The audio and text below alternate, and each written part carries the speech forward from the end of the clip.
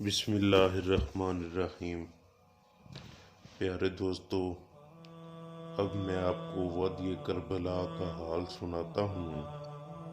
ان غریب جنات کا وہ جو وقت مقرر تھا کہ عشاء کی نماز کے بعد وہ مجھے لینے آ جائیں گے، وقت مقررہ یعنی عشاء کی نماز کے بعد میں تیار تھا، تو میں نے اپنے گھر کے قریب کچھ اونچی اونچی سانسوں کی آواز محسوس کی۔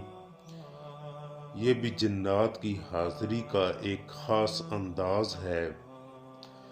میں خوشی سے باہر نکلا تو بہت بڑے بڑے بھیڑیے، خطرناک ان کی شکلیں تھیں، لمبے لمبے بال تھے اور کھڑے بہت اونچی اونچی آواز میں ہانپ رہے تھے۔ میں ان کے قریب گیا تو وہ دراصل جنات تھے۔ انہوں نے مجھے سلام کیا۔ ایک بھیڑیے پر میں نے سواری کرنی تھی۔ اس کی پیٹھ اتنی چوڑی تھی کہ خود جیسے گھوڑا، اس کا قد گھوڑے سے شاید بڑا ہوگا۔ اس پر بہترین قسم کی انہوں نے مسند سجائی ہوئی تھی۔ میں اس پر بیٹھ گیا اور میں نے مضبوطی سے اپنے آپ کو سنبھال لیا۔ اس کے بعد وہ بھیڑیا چلنا شروع ہوا۔ چلنے کے بعد وہ اڑنے لگا اور ایسی تیز رفتار سے اڑا کہ شاید موجودہ دور کے جہاز کی بھی رفتار اتنی تیز نہ ہوگی، اور صرف میرے اندازے کے مطابق 10 یا 12 منٹ کے اندر ہم کربلا کی وادی میں پہنچے۔ وہاں ہر طرف جشن تھا، چہل پہل بہت زیادہ تھی۔ وہ ایک جنگل تھا۔ اس جنگل کے اندر تقریب منعقد تھی، بس صرف انسان کی نظر نہیں دیکھ سکتی تھی، کیونکہ میں وہ دیکھ رہا تھا، اور ساتھ ایک رستہ تھا۔ انسانوں کی گاڑیاں آ جا رہی تھیں، لیکن ان کی توجہ اس طرف اس لیے نہیں تھی کیونکہ انہیں نظر ہی نہیں آ رہا تھا۔ میں گیا تو انہوں نے بہت بھرپور استقبال کیا۔ ایک قالین بچھا ہوا تھا، اس پر بیٹھا۔ غریب لوگ تھے، اپنی حیثیت سے بڑھ کر انہوں نے انتظام کیے ہوئے تھے۔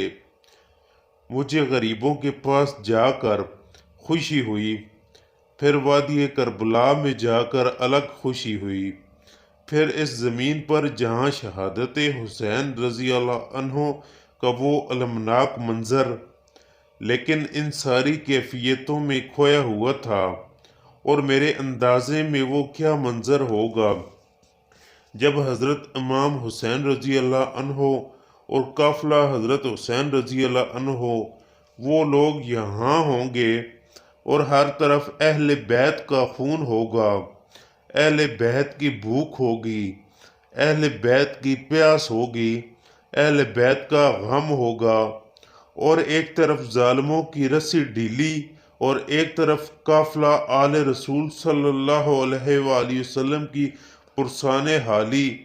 یہ سارا منظر میرے سامنے تھا تو میری آنکھوں میں آنسو آ گئے۔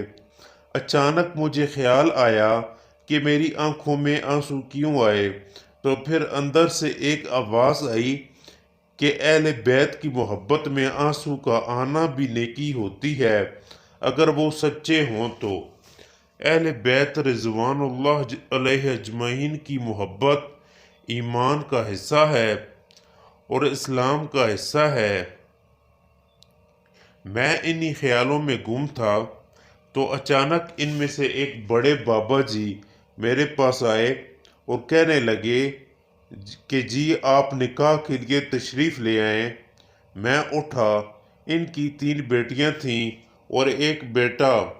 ایک ایک کر کے میں نے ان کا نکاح پڑھایا، اور اس کے بعد انہوں نے کھجور بانٹی۔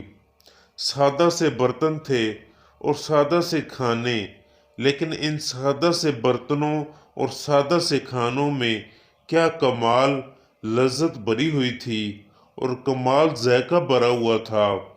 دل آیا کہ کھاتا ہی جاؤں، ایک طرف ان کا خلوص اور ایک طرف ان کی محبت۔ اچانک مجھے خیال آیا کہ ان میں سے ایسے لوگ تو اب بھی ہوں گے جنہوں نے واقعہ کربلا کو آنکھوں سے دیکھا ہوگا۔ یہ خیال آتے ہی میں نے اپنے میزبان سے کہا کہ آپ کے پاس یہاں بڑی عمر کے ایسے لوگ موجود ہیں جنہوں نے واقعہ کربلا کو اپنی آنکھوں سے دیکھا ہو۔ کہنے لگے ہاں بالکل ہیں۔ میں نے کہا کدھر ہیں؟ کہا اسی تقریب میں بیٹھے ہیں۔ میں نے ان سے کہا آپ انہیں اکٹھا کریں اور بلائیں۔ وہ کہنے لگے کہ اس وقت جتنے ہو سکیں۔ میں نے کہا ہاں جی جتنے ہو سکیں بلا لیں۔ 6-7 لوگ تھے ایسے بوڑھے، ان میں 2 خواتین تھیں اور کچھ مرد تھے۔ وہ قریب آئے، باقیوں کو پیچھے کر دیا۔ میں نے ان سے کہا کہ مجھے واقعہ کربلا کا سارا نقشہ بتائیں۔ میں نے ایک بہت بوڑھی شخص کی طرف اشارہ کیا۔ کہنے لگے آپ کا حکم سر آنکھوں پر، لیکن میں نے جو نقشہ آنکھوں سے دیکھا ہے وہ میں نے آج تک زبان سے پورا بیان نہیں کیا۔ میری جرأت نہیں ہوتی، میں کر نہیں سکتا، اور کروں بھی تو کروں کیسے؟ اور اگر میں پورا بیان کروں یا تو مر جاؤں گا یا بیمار ہو جاؤں گا۔ اکثر میں بہت عرصہ سے بیمار رہتا ہوں۔ تو میں نے ان سے کہا آپ ضرور بیان کریں، آپ کے غم کا علاج میرے پاس موجود ہے۔ میں نے ایک کاغذ منگوایا اور کاغذ پر ایک نقش لکھا، اور نقش لکھ کر میں نے ان سے کہا کہ اسے دائیں مٹھی میں بند کر کے بیٹھ جائے۔ وہ کاغذ کا نقش دائیں مٹھی میں بند کر کے بیٹھ گیا۔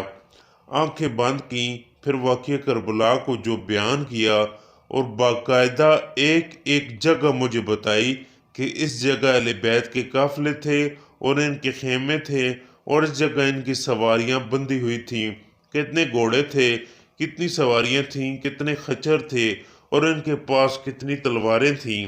وہ بابا کیا تھا؟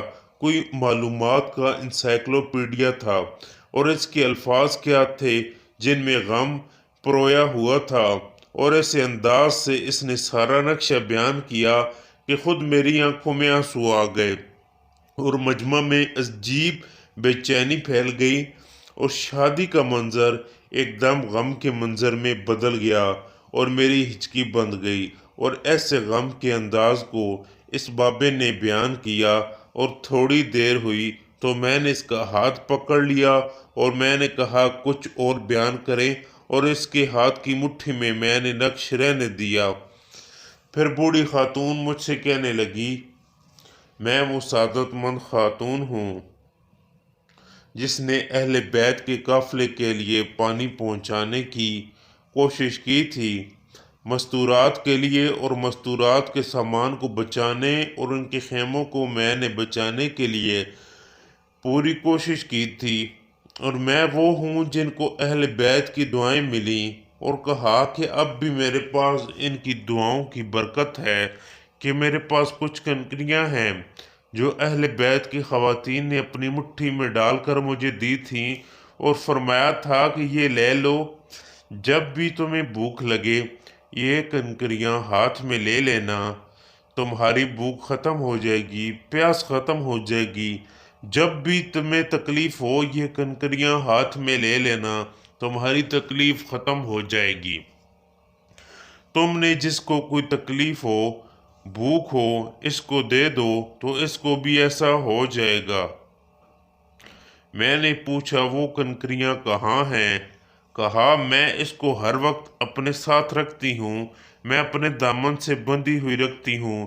میں نے وہ کنکریاں ہاتھ میں لیں، سونگھی، سبحان اللہ، کیا خوشبو تھی، کیا نورانیت تھی، کیا برکت تھی۔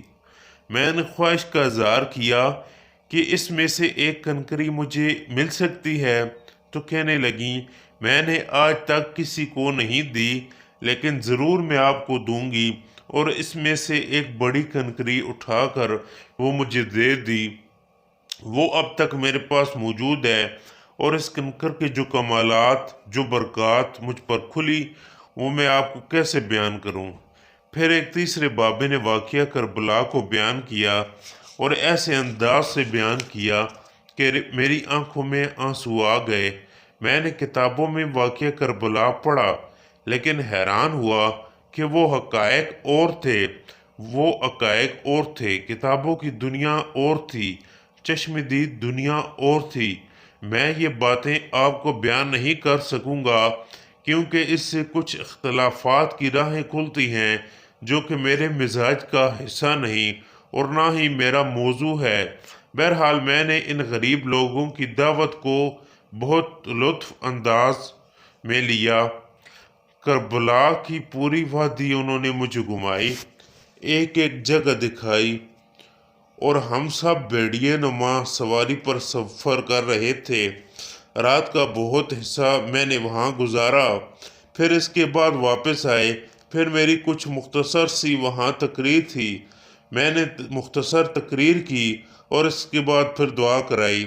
दुआ कराने के बाद उन्होंने हदिये के तौर पर मुझे वहाँ की कुछ खजूरें दी, जो मैंने शहादत समझ कर रख लीं। फिर मुझे वो घर छोड़ गए। आज भी इस मंज़र को सोचता हूँ तो बहुत खुशी होती है और दिल में आता है कि फिर वही कोई ऐसी तकरीब हो और मैं वहाँ जाऊँ और फिर वो